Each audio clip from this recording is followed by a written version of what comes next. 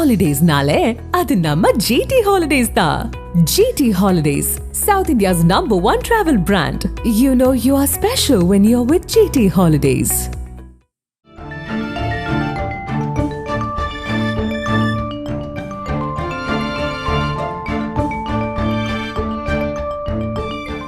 உங்கள் ஜீரண கோளாறுகளுக்கும் வயிற்றெரிச்சலுக்கும் சரியான ஒரு தீர்வு.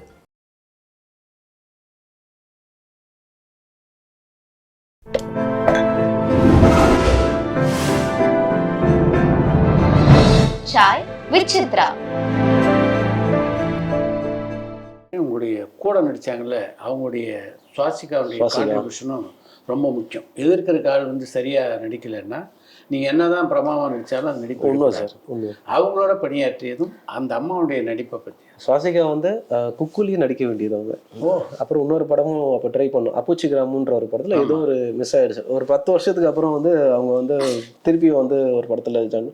அதுவே எனக்கு வந்து எப்படியோ வந்து திருப்பி நடக்குது. அந்த கதாபாத்திரத்துக்கும் பல பேரை அவங்க கன்சிடர் பண்ணாங்க. அதுக்கப்புறம் அதுவும் எனக்கு தெரியாது சார், தெரியாது. பட் ஆனால் ரொம்ப ஐயோ, அவங்க வந்து அந்த சண்டை சீனில் கூட கிரவுண்டில் வந்து பார்ப்பாங்கல்ல, அதுலேயும் வந்து அவங்க வந்து ஆப்போசிட்டில் தேட்டரில் நாங்கள் பண்ணுவோம். தேட்டரில் வந்து சஜஷன் அதெல்லாம் கிடையாதுல்ல, எல்லா இடத்துலையும் வந்து எமோஷன் இது போயிட்டு அது கொடுக்கும்போது நான் பண்ணுவேன். சம்டைம்ஸ் நல்லா எனர்ஜியாக இருக்கும்போது 40 டேக் கம்மியாக போகும்போதெல்லாம் நம்ம கொடுப்போம்.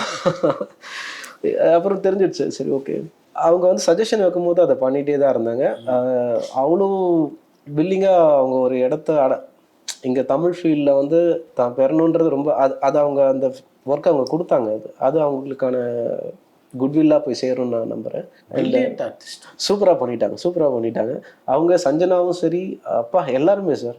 சுவாசிகா வந்து ஆக்சுவலாக என்னோட இதுக்கு நீங்கள் சொன்ன மாதிரி அவங்க ரிப்ளே பண்ணதால தான் அது வந்து அந்த மேஜிக் கிரியேட் ஆகும்.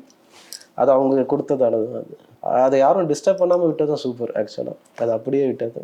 அந்த படத்தை பொறுத்த வரைக்கும் எல்லா கதாபாத்திரங்களுமே என்ன தேவையோ அந்த நடிப்பை வந்து முழுமையாக அப்படின்னு தான் சொல்லணும். ஜென்சனாக இருக்கட்டும், எல்லாம் காத்தாடின்ற கேரக்டராக இருக்கட்டும், ஹரிஷ் வந்து எனக்கு அவர் பண்ணதில் அந்த இவர் தான் மாமனாருன்னு தெரிஞ்சவொடனே கொடுத்த அந்த ரியாக்ஷன்ஸ்லேருந்து ஆரம்பி அது ரொம்ப ஆப்போசிட் ஒர்க்கிங் வித் ஹரிஷ். ஒரு நல்ல தம்பி சார். அவரும் ரொம்ப ப்ரொஃபஷனாக ரொம்ப பொலைட்டானது தான். அவரும் டீசெண்டாக இருந்துச்சு. எந்த ஒரு ஒர்க் பண்ணும்போது வேறு எந்த ஒரு ப்ரெஷரோ இல்லை கலாட்டாவோ இல்லாமல் இருந்தாலே சூப்பராக இருக்கும். அது எங்கள் 2 பேருக்குமே எல்லாருக்குமே கிடச்சிதுன்னு நான் நம்புகிறேன். இதில் லக்ஷ்மண் சாராக இருக்கட்டும், வெங்கடேஷ் சார் இருக்கட்டும், அவங்களும் நல்லபடியாக தான் எல்லாமே ஓகே தான். லப்பர் பந்து படத்துடைய வெற்றிக்கு எது அடி நாதம் அப்படின்னு நினைக்கிறீங்க நீங்கள்? ஃபஸ்ட்டு வந்து அந்த டைரக்டரோட கனவு தான். ஒருத்தர் உட்காந்து எழுதுறாங்க, அவங்களுடைய எழுத்து அவங்களோட கனவு. அந்த கனவுக்கு வந்து உருவம் கொடுக்க மற்றவங்க எல்லாரும் வராங்க. அது கம்பைண்டாக மாறுது சார். இது எல்லாருக்கும் போய் சேரும். அது முக்கியமாக வந்து கேப்டனோட ஏன்னா கேப்டன் இருக்கும் போதே வந்து நான் பார்க்கணுன்னு சொல்லி கேட்டேன். அவருக்கு இன்னும் இதுவாக இருக்கும் போதே நான் வந்து அவரை பார்க்கணுன்னு தான் எனக்கு ஒரு தாட் இருந்துச்சு. நான் அதை புஷ் பண்ணிட்டேன், அதை அப்பயே கேட்டுட்டேன்.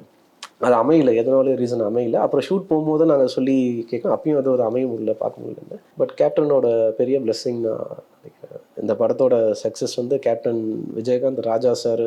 இதில் யாருன்னு சொல்லுவீங்க நீங்கள்? இது வந்து எல்லாருக்கான இதுவாக இருக்குது. கேப்டன் அதில் பெரிய ரோலாக இருக்குது சார். தமிழரசு பச்சைமுத்தோட எழுத்து வந்து ரொம்ப முக்கியமாக இருந்துச்சு. அந்த வயசில் அவருடைய கன்சீவ் எனக்கு இதான் வேணுன்றது, அதை சப்போர்ட் பண்ண ப்ரொடியூசர்ஸ், ஏன்னா அந்த சாங்ஸ் எல்லாமே ரைட்ஸ் வாங்கி அதை பண்ணதும் அதுக்கும் ஒரு மனசு வேணும். அதை எல்லாத்தையும் ரைட்ஸ் வாங்கி அது எல்லாத்துக்கும் மீறி ஜனங்க தான். இல்லை, இந்த கதையை கேட்கும்போது ஒரு நல்ல படமாக உருவாகும் அப்படின்றத நீங்கள் முடிவு எடுத்துருக்கலாம் நிச்சயமாக சார். ஆனால் இப்படிப்பட்ட ஒரு வெற்றி படமாக அமையுன்றதை உங்களுக்கு எங்கேயாவது கணிக்க முடிஞ்சுதா? சமீபத்தில் நம்ம வந்து புரிஞ்சுக்க ஆரம்பித்தது, என் மனசுக்கு பிடிக்கலன்னா பண்ணாத அப்படின்றது மட்டும் அருமை. இது வந்து நான் நிறைய அந்த மாதிரி பண்ணிட்டேன். அது மாதிரி நிறைய நிராகரிச்சிருக்கீங்களா? நிறைய இருக்கும். ஏன்னா இப்போ நம்ம கமிட்மெண்ட்டாக இருக்கும், ஒரு அட்வான்ஸ் ரிட்டர்ன் பண்ணுற மாதிரி இருக்கும், அதுக்கேற்ற மாதிரி ஒரு படம் நடிக்கிற மாதிரி இருக்கும். அதெல்லாம் ரொம்ப கஷ்டமாக இருக்கும். ஏன் இப்படி இல்லை, இது இப்படி தான் லைஃப், இப்படி தான், இது எல்லாரும் இப்படி தான் பண்ணி தான், இதுதான் கமிட்மெண்ட்னா அப்படி இல்லை. விருப்பம் மனசு ஓகே, நம்ம கொஞ்சம் தேவையை கம்மி பண்ணணும், இன்னும் கொஞ்சம் அப்படி பார்க்க வேண்டியதாக இருக்குது. அப்படி இல்லை, இப்படியும் போகலாம், சாய்ஸஸ் இருந்துக்கிட்டே இருக்குது. உடச்சி இப்படியும் போகலாம், இல்லை நீ உட்காந்து கரெக்டாகவும் பண்ணலாம். அப்படி பட் பெயின் தான் அது. எனக்கு இப்பயும் சூஸ் பண்ணுறது வந்து எது கரெக்டுன்னு தெரியல. ஏன்னா எனக்கு அந்த மாதிரி படம் பண்ணும்போதும் ஒரு விஷயம் நடக்குது. ஒரு ப்ரொடக்ஷன் ரன் ஆகுது, ஒரு படம் வருது, அது நம்ம என்ன பண்ண முடியும் அதெல்லாம் தெரியல. ஆனால் முடிஞ்ச அளவுக்கு மனசு வந்து கொஞ்சம் அதில் ஒரு ரிலாக்ஸ் இருக்குது. ஓகே, அது பேரெலாம் கிடையாது, பேர் வரும் இல்லை பணம் வரும், ஓகே அந்த வேலை நடக்குது, கொஞ்சம் ரிலாக்ஸாக இருக்குப்பா அப்படின்ற மாதிரி இருந்தால் நம்ம பண்ணலாம். ரொம்ப போட்டு பிடிக்காம அப்படி பண்ணணும்னு அவசியம் இல்லைன்னு நினைக்கிறேன் சார். ரொம்ப பிடிக்காம மட்டும் பண்ணக்கூடாதுன்றது விருப்பம். படத்துடைய வெற்றிக்கு அப்புறம் எல்லாரும் விஜயகாந்துடைய அந்த நினைவிடத்துக்கு போயிருந்தீங்க. ஆமாம் சார். எனக்கு வந்து பொதுவாகவே வந்து ஒரு மனிதர் வந்து இருக்கும் போது வந்து அவங்கள வந்து கொண்டாடணும், அவங்கள வந்து பார்க்கணுன்னு தான் இருக்கும். எனக்கு வந்து நான் அடிக்கடி சொல்லுவேன், ஒரு ஃபோட்டோ மாட்டி மாலை போடுறது இருக்கும் போது அவங்கள வந்து கவனிச்சுக்கிறதுலையும் பார்க்குறதுலையும் இருக்குன்றது இருந்துச்சு. ஆனால் அவங்கள ஹானர் பண்ணுன்றது இருக்குது. அவங்களா மறைஞ்சாங்கன்னு தான் சொல்லணும், இறந்தாங்கன்னு சொல்லக்கூடாது. நல்ல சோல் அவர் சூப்பரான ஒரு டைனமிக்கான ஒரு சோல், அவ்வளோ சூப்பரான ப்ரில்லியண்ட்டான ஒரு சார் அவர். ஸோ எனக்கு என்ன சொல்கிறது, எனக்கு மேபி இன்னும் அவங்க ஃபேமிலி, அவங்க சன்ஸ்க்கு வந்து அவருடைய கிஃப்ட் அதிகமாக போய் சேரும். நம்ம விஷயம் கேப்டன் பிளஸ்ஸிங் அவங்களுக்கு நிறைய கொடுத்தாரு. தினேஷை பொறுத்த வரைக்கும் நிறைய படங்களில் நடித்த ஒரு நடிகராக சொல்ல முடியாது. உங்கள் படங்களுக்கு இடையில வந்து நல்ல இடைவெளி இருக்குது. இது வந்து நீங்கள் வந்து படங்களை தவிர்த்துட்டு சில நல்ல படங்கள் மட்டும் ஒத்துக்கிறதாலையா, இல்லை வாய்ப்புகளே அப்படித்தான் அமையுதா? வாய்ப்பு வர்றது தான் சார், நான் வேணான்னு சொல்கிறது இல்லை. இப்போ நமக்கு வர்றதில்ல, நம்ம வந்து எது கரெக்டாக இருக்கும், நன்மையாக இருக்கும் அப்படின்னு கொஞ்சம் நன்மையாக இருக்கிறது இது ஓகே அப்படின்ற மாதிரி எல்லாத்தையும் எடுத்து பண்ண முடியாதுல்ல. ஏன்னா எந்த ஐடியாவில் வராங்கன்னு தெரியாது. அட்வான்ஸ் வாங்கிட்டு அட்வான்ஸ் கொடுக்கும்போது ரொம்ப பொலைட்டாக இருக்கும். அதுக்கப்புறம் திருப்பியும் அது நடக்கலைன்னா அப்புறம் திருப்பியும் வேறு ஒரு ஃபேஸாக இருக்கும். அதை நம்ம திருப்பி ஃபேஸ் பண்ணணும், திருப்பியும் அதை கொடுக்கணும், அந்த மாதிரிலாம். ஸோ அதனால் முடிஞ்ச அளவுக்கு கரெக்டாக இருந்தால் பண்ணிடலாம். அதுதான் நான் பார்த்துட்ருக்கேன். இந்த டைம் ஆனது நானாக பண்ணிக்கிறது இல்லை, நடிக்க மாட்டேன் அப்படின்லாம் இல்லை. அது என்ன நமக்கு தேடி வருதோ அதை ரிசீவ் பண்ணி அதில் வந்து எவ்வளோ ரிலாக்ஸாக ஒரு ஒர்க்காக இது அமையும் அப்படின்றத பார்த்து பண்ணிகிட்ருக்கேன் நான். ரிலாக்ஸான்னு நான் சொல்கிறது வந்து எந்த ஒரு கலாட்டாவோ இல்லை பெரிய பிரச்சனையோ இல்லாமல் வேலை கரெக்டாக போயிட்டு இது ரிலீஸ் ஆகும் அப்படின்ற நம்பிக்கை. ஏன்னா இப்போ ரிலீஸ் பண்ணுறது ரொம்ப பெரிய சேலஞ்சாக இருக்குது. சேட்டலைட் டிஜிட்டல் வந்து அது தேட்டரில் வந்து லப்பர் பந்தோட பெரிய சக்ஸஸ் எனக்கு என்னென்னா, அது தேட்டரில் ஒன்று, தேட்டரில் வந்து திருப்பியும் பண்ணது. சேட்டலைட் டிஜிட்டல் வந்து அவங்கக்கிட்ட அந்த மார்க்கெட் அவங்க பண்ணுறது வந்து எனக்கு அது பிடிக்கல. வெற்றி சார் சொல்லுவாங்க, ஓடிடியோட முதல் ஹீரோ சவுத் சைடு. ஏன்னா விசாரணை தான் நெட்ஃப்ளிக்ஸோட ஃபஸ்ட்டு படம் இங்கே போனது. பட் அவங்க பண்ணுற டிமாண்டு அதுவும் இங்கே நிறைய இருக்குது. இப்போது அது தேட்டர் ஓட ஆரம்பிக்கும் போது அது மாறும் நான் நம்புகிறேன். அது இன்னும் நிறைய படங்கள் இருக்குது, அதெல்லாம் சப்போர்ட் பண்ணணும். அது டிஜிட்டல் மாறணும், அதுக்கு தேட்டர் வந்து அது எனக்கு ரொம்ப சந்தோஷம். லப்பர் பந்து வந்து 9வது நாள் டிக்கெட்டுக்காக வந்து கூட்டம் க்ரௌட் அப்படின்னு சொல்லும் போது அந்த தேட்டருக்காரங்களும் ரொம்ப ஹாப்பியாக பேசினாங்க. ரொம்ப ஹாப்பியாக வெளியானதுக்கு அப்புறமும் படம் ஓடுறதுன்றது பெரிய விஷயம். ஆமாம் சார், அது ரொம்ப பெரிய நிறைவாக இருக்குது சார். இதை மாதிரி சூப்பரான ஒரு விஷயம் கிரியேட் ஆகணுன்ற விருப்பமாக இருக்குது சார். ஒரு படத்தை தினேஷ் ஒத்துக்கிறதுக்கு அடிப்படையாக என்னென்ன விஷயம் இருக்கணும்? அது நீங்கள் எந்த ஃபார்முலா இதுதான் தினேஷ் நீங்கள் பண்ணுறதுன்னு நீங்கள் இதை நீங்கள் பண்ணுங்க சொல்லி மேற்கோட்டில் இருக்கே ஒரு மாதிரி அப்படி பார்த்தா இல்லையா? நீங்களே உங்கள் படத்தை திருப்பி ரிவ்யூ பண்ணி பாருங்கள். இப்போ மற்ற கதாநாயகர் நடிக்கிற படங்களுக்கும் தினேஷ் நடிக்கிற படங்களுக்கும் நிச்சயமாக வித்தியாசம் இருக்கா இல்லையா? இருக்குது சார். எனக்கு அது முடிஞ்சதுக்கு அப்புறம் தான் சார் தெரியுது. இப்போ லப்பர் வந்து நான் படம் தேட்டரில் பார்த்ததுக்கு அப்புறம் தான் தெரியும், ஓகே நான் இதான் பண்ணியிருக்கேன் அப்படின்னா. ஃபஸ்ட்டு வந்து மனுஷங்க தான் வரவங்க எப்படி வந்து அதாவது மனிதரை பிடிக்கணும் சார், அதுதான் நினைக்கிறேன். அப்புறம் அவங்க சொல்கிற கதை. ஆமாம் சார், சம்பளம் அப்படி வச்சுக்கலாமா? இப்போ வந்து சம்பளம் வச்சுக்கலாம் சார். கொஞ்சம் நம்மளும் அதில் போயிட்டு இப்படி பார்க்கணும் சார், அப்போ தான் எல்லாமே சூப்பராக இருக்கும். எல்லாமே சேர்ந்து மிக்ஸ் ஆகுறது சார். என்னால் இதுதான் அப்படின்னு சொல்ல முடியல, அது அந்த நேரத்தில் நடக்கிற ஒரு கிஃப்டாக நடக்குது சார். அது ஏன்னா எனக்கு ரொம்ப கஷ்டமாக இருக்கும், நான் படம் பண்ண மாட்டேன்னு சொன்னேன். யாருன்னா வந்து கதை சொன்னாங்கன்னா அது அவங்களுக்கு இல்லைன்னு சொல்கிறதுக்கு ரொம்ப தயக்கமாக இருக்கும். சரி இப்போ ஆனால் டேரெக்டாக சொல்லிடுறது. முதல்ல வந்து பார்க்கவே மாட்டேன் நான், அதனால தான் டெக்ஸ்ட்லேயே பேசுவேன். அப்போ ஃபோன் பண்ணி பேசுகிறது எனக்கு ரிப்ளை பண்ணுறது தான் கொஞ்சம் எனக்கு. ஸோ வாய்ஸ் நோட்டு டெக்ஸ்ட் வரும்போது வந்து எனக்கு அவங்களுக்கு ரிப்ளை பண்ணுறதுக்கு இன்னும் கொஞ்சம் ஈஸியாக இருக்கும். இல்லை இதுதான் எனக்கு ஓகே அப்படின்ற மாதிரி இருக்கும். அது கொஞ்சம் ஓகே. எந்த ரீசன்றது எனக்கு தெரியல. எனக்கு தெரிஞ்சதுக்கப்புறம் நான் சொல்கிறேன் சார் கண்டிப்பாக. படத்தை நடிக்கிறதுக்கு முன்னாடி முழு கதையும் கூட கேட்குற ஆளாக தெரியலையே நீங்கள்? இல்லை சார், ஆனால் மேபி ஏதோ ஒரு இதில் நம்ம வந்து இன்ஸ்பயர் பண்ணால் போதும் லைனு. அப்புறம் நீங்கள் சொன்ன மாதிரி அந்த நம்பிக்கை தான் நினைக்கிறேன் சார், இது கரெக்டாக வரும் அப்படின்ற மாதிரி இருக்கும்னு நினைக்கிறேன். சில நேரத்தில் தப்பாகவும் ஆயிருக்கு சார், ஏற்கனவே சொன்ன மாதிரி. பட் நிறைய நல்லது தான் நடந்திருக்கு. இன்றைக்கு ஒரு சினிமா நடிகருடைய ஸ்டேட்டஸை தீர்மானிக்கிறது அவனுடைய சம்பளம் தான் அப்படின்ட்டு ஒரு விமர்சனம் இருக்குது. அதில் தினேஷுக்கு உடன்பாடு இருக்கா? இப்போ நான் வந்து ஒரு மார்க்கெட் அப்படி அட்டன் பண்ணிவிட்டு ஒரு படம் அப்படி கொஞ்சம் கம்மியாக பண்ணணும்னு வச்சிங்களேன், அப்போ வந்து அது எப்படி ஆகும் முடியும். ஆனால் இப்படி இப்போ நான் இதுவே பண்ணிகிட்டே இருக்கும்போது என்ன ஆகுதுன்னா, அது கேட்குறாருப்பா அப்படின்ற மாதிரி ஒரு விஷயம். ஸோ நான் அதை இத்தனை நாள் பண்ணாமல் இருந்ததுக்கு ரீசன் வந்து நான் சூஸ் பண்ணாமல் இருந்தது சார். அது சம்டைம்ஸ் கொஞ்சம் ஈகோவாக டக்குன்னு ஆகும். நான் சூஸ் பண்ணாமல் இருந்தது தான் அது ரீசன். ஓகே, அது நடந்திருக்கு, எனக்கு வந்திருக்கு. பட் ஒன்று இப்போ ஒன்று இருக்கும்போது எனக்கோட விருப்பம் வந்து இன்னும் பெருசாக இருக்குது. எனக்கு பெருசாக படம் பண்ணணும். அந்த ஏன்னா இதுதான் பிஸ்னஸ், இதுதான் இப்போ என்கிட்ட இதுதாங்க அப்படின்னு சொல்லும்போது நமக்கு ஒரு கோவம் வரும்ல. இதுதான் பிஸ்னஸ் சொல்லும்போது அப்படி இல்லை. அத்தனை இயக்குனர்களும் புது இயக்குனர்கள், புது டேரக்டர், புது ப்ரொடக்ஷன்ஸ். ஸோ எனக்கு பார்க்கும்போது எல்லாரும் அப்படி பேசுறது இல்லை. சில நேரத்தில் அப்படி ஒரு கவுண்டர் பார்ட் வரும்போது மட்டும் எனக்கு டக்குன்னு ஒரு ரைஸ் ஆகும். அப்படி இல்லைங்க, நான் செலக்ட் பண்ணது அப்படின்னு சொல்லிட்டு நம்ம ஒதுங்கிறது தான். வேறு எதுவும் பண்ண போகிறது இல்லை. வேறு போய் அவங்களை கேள்வி கூட கேட்க போகிறது இல்லை. அப்படி பேசிட்டாங்களா, சரி ஓகே வெயிட் பண்ணுவோம் அப்படின்னு சொல்லிட்டு இருக்கிறது சார். அதை டிசைட் பண்ணாது சார். ஜனங்க கொடுக்குறது தான். ஜனங்க கொடுக்குற யார் என்ன பண்ணாலும், எது பண்ணலனாலும், ஆள் எப்படி இருந்தாலும் ஒரு வெற்றி தான் வந்து அதை டிசைட் பண்ணுது இவங்களுக்கு என்ன அப்படின்னு சொல்லிட்டு. நம்ம அங்கே ஜனங்ககிட்டயே அதை கொடுத்துடலாம். அப்புறம் இங்கே எல்லாமே ஓகே இருந்தால் சினிமாவே கொடுத்துரும். அது நம்ம கேட்கணுன்றதை கிடையாது. அதுவும் இங்கே ஒரு ஃபேக்ட் இருக்குது. சினிமாவே வந்து கொடுக்குது. அது இந்த வச்சுக்கோ அப்படின்றத கொடுக்குது. அந்த இதுவும் இருக்குது. நம்மள டிஸ்டர்ப் ஆகாம மட்டும் நம்ம அவங்க ஒரு ஐடியாக்குள்ளே பார்த்துட்டு பட்ஜெட்குள்ளே தான் பண்ணுவாங்க அப்படின்னு வரும்போது மட்டும் அப்படி இல்லை, அப்படி கிடையாது. இப்போ நான் டக்குன்னு மாமனாரும் பண்ணுவேன் அப்படின்ற போது நான் என்னோட அவுட் ஆஃப் பாக்ஸில் தான் போய் பண்ணுறேன், உடச்சி போய் பண்ணுறேன். ஸோ அது மாதிரி என் படங்கள் பட்ஜெட்லேயும் இருக்கும் அப்படின்ற விருப்பமும் இருக்குது. நீங்கள் அதை ஏற்றுக்கிறது, இதையும் நீங்கள் பெரிய மனசோட பார்க்கணும் அப்படின்ற ஒரு விஷயம் இருக்குது சார். ஆனால் கம்பெனியாக வந்து இப்போ பண்ண எல்லாமே புது ப்ரொடக்ஷன்ஸ் தான் நமக்கு பண்ணுது. குக்கு வந்து ஃபாக்ஸில் வந்து பண்ணாங்க. ஃபாக்ஸ் வந்து புது கம்பெனியோட பயங்கரமாக இருப்பாங்கன்னா கார்ப்பரேட் வந்து நீங்கள் அவங்க சைன் வாங்கிப்பாங்க, எக்ஸ்டெண்ட் ஆகுதுன்னா. அப்போ நம்ம உனக்கு கேட்டால் அவங்க மெயில் போட்டு தான் வரும்னு பதில் சொல்லுவாங்க. ஸோ இது இப்படி தான் இருக்கும். அதுக்கு வந்து நான் ரொம்ப சந்தோஷமாக எனக்கு எந்த பெரிய கம்பெனியை வந்து நம்மளை இது பண்ணல. அட்டகத்தி ஸ்டுடியோக்கு ரிலீஸ் பண்ணி கொடுத்தது ஹார்ட்ஃபுல்லி தேங்க்ஸ், அது சூப்பர். பட் அதுக்கப்புறம் நம்ம பேனராக வந்து எல்லாமே புது பேனர்ஸ், புது டைரக்டர். சமீபத்தில் நான் ஃபீல் பண்ணது ஓகே, நமக்கு இதுவே சூப்பராக இருக்குது. இவ்வளோ தூரம் நம்மளை கொண்டு வந்தது புது ப்ரொடக்ஷன்ஸும் புது இயக்குநர்கள் ட்ராவல் பண்ணி தான் வந்திருக்கும். கொஞ்சம் ஆசைலாம் இருந்துச்சு, ஏன் இந்த பேனருங்க வரல, ஏன் இந்த பெரிய பேனர்ஸ்லாம் வரல, என்ன பிரச்சனை, ஏன் அப்படின்ற மாதிரிலாம் இருந்தது. இப்போ எனக்கு அது உடஞ்சிடுச்சு, அந்த விருப்பமும் இல்லை. நமக்கு இருக்கிற இடமே சூப்பராக இருக்காது. இன்றைக்கி தமிழ் சினிமா பார்த்தீங்கன்னா பல மல்டி ஸ்டார் படங்கள் வந்து அது மாதிரி படங்கள் தொடர்ந்து நடிக்கணும் அப்படின்னு ஐடியா இருக்குது அவங்களுக்கு. இப்போ வேட்டும் அப்படி தான் இருக்கும். எனக்கு வந்து வாண்டடா அப்படின்னு இல்லை, எல்லாருமே மல்டி ஸ்டார் தான். இப்போ இந்தியிலலாம் பயங்கரமாக அது நடந்துட்டு தான் இருக்குது. இப்போ இருக்கிற ஸ்பீடில் இப்போ இருக்கிற படங்களுக்கு வந்து தேவையாகவும் இருக்குது. ஒருத்தர் 2-3 பேர் இல்லாமல் யார் படமாக இருந்தாலும் அதை என்கேஜ் பண்ணுறதுக்கு, புல் பண்ணுறதுக்கு நிறைய பேர் தேவைப்படுறாங்க.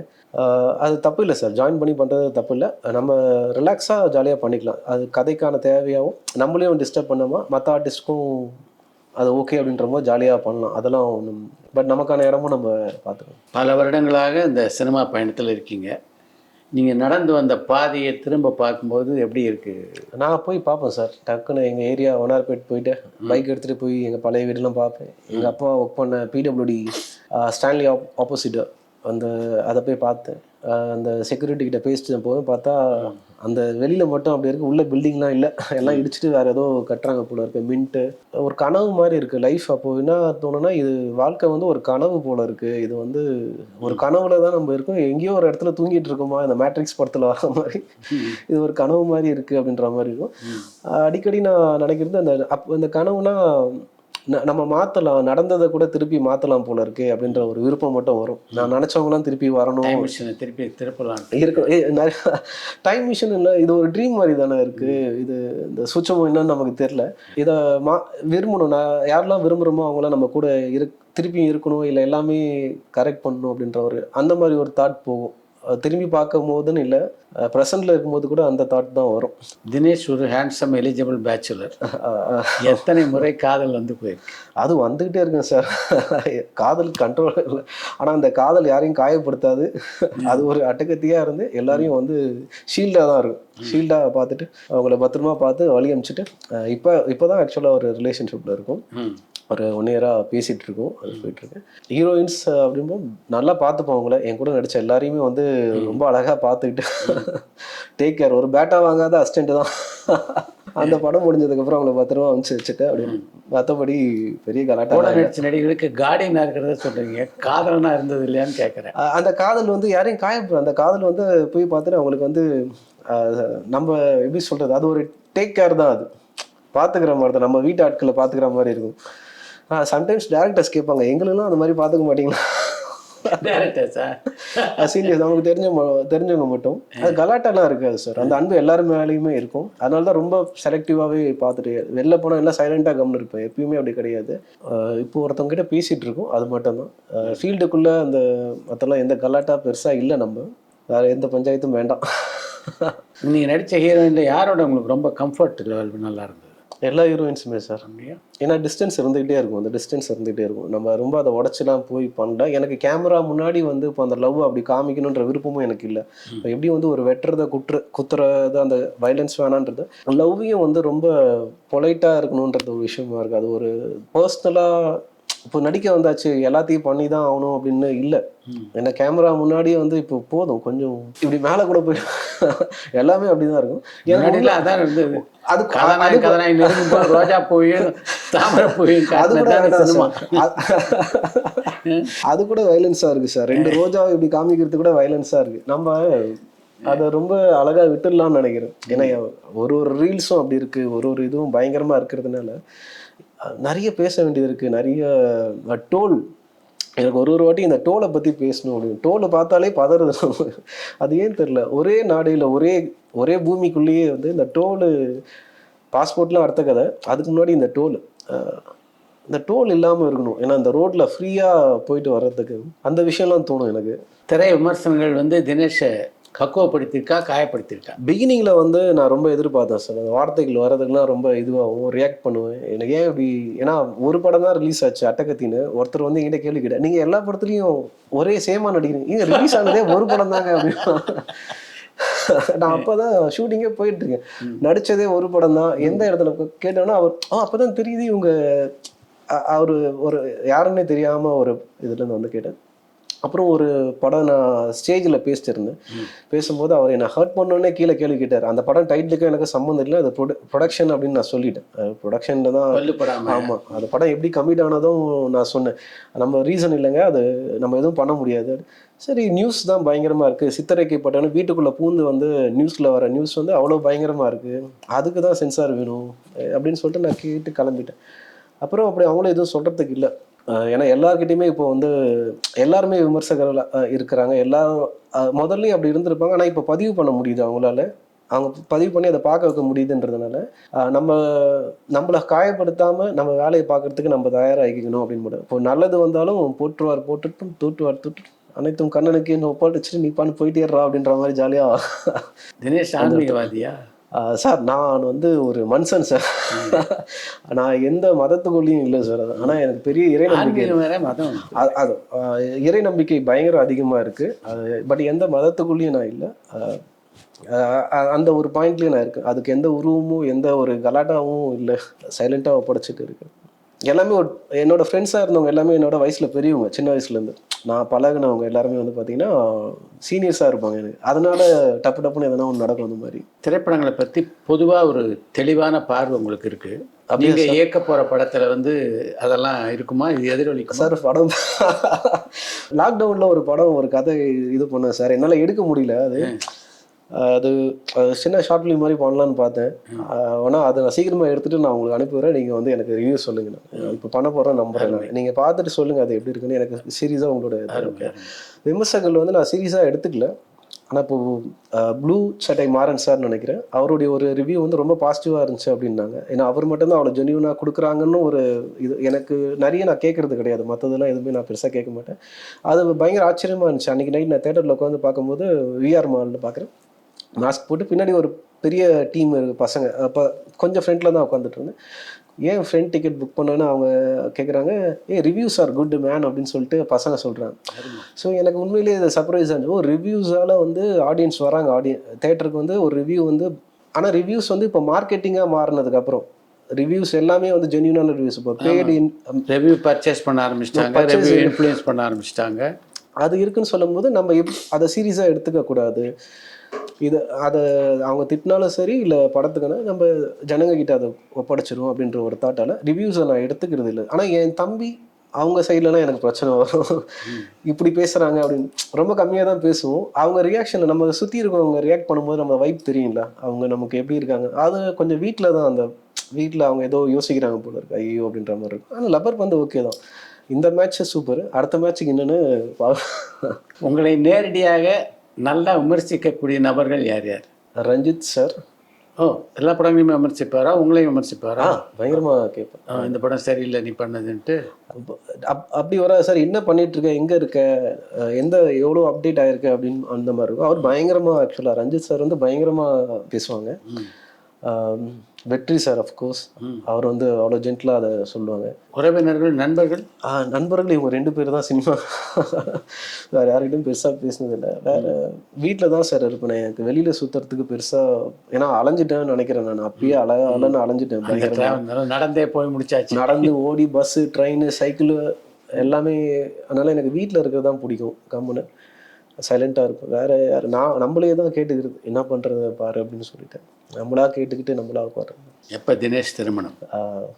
இன்னும் கொஞ்சம் டூயிட்லாம் பாடிட்டு இன்னும் அதை பண்ணவே இல்லை சார். அதெல்லாம் பண்ணிவிட்டு அதுக்கப்புறம் கண்டிப்பாக இன்வைட் பண்ணுறேன் சார். 26 எதிர்பார்க்கலாமா? 25 அது சீக்கிரமா சார், சீக்கிரமா மாட்டிக்க விரும்பல எதுவும் சொல்லி. பட் ஆனால் விரைவில் இருக்கும் நான் நம்புறேன். ரொம்ப சந்தோஷம் சார், எனக்கு ஹாப்பி. உங்களை கூட ஜாலியாக இருந்துச்சு, ஃபன்னாக இருந்துச்சு. Thank you so much sir. Thank you. பரபரப்பான சினிமா செய்திகள், நட்சத்திரங்களின் பேட்டிகள், சினிமா வரலாறு ஆகியவற்றை பார்க்கவும் படிக்கவும் உங்களுக்கான இணையதளம் tourantalkies.co.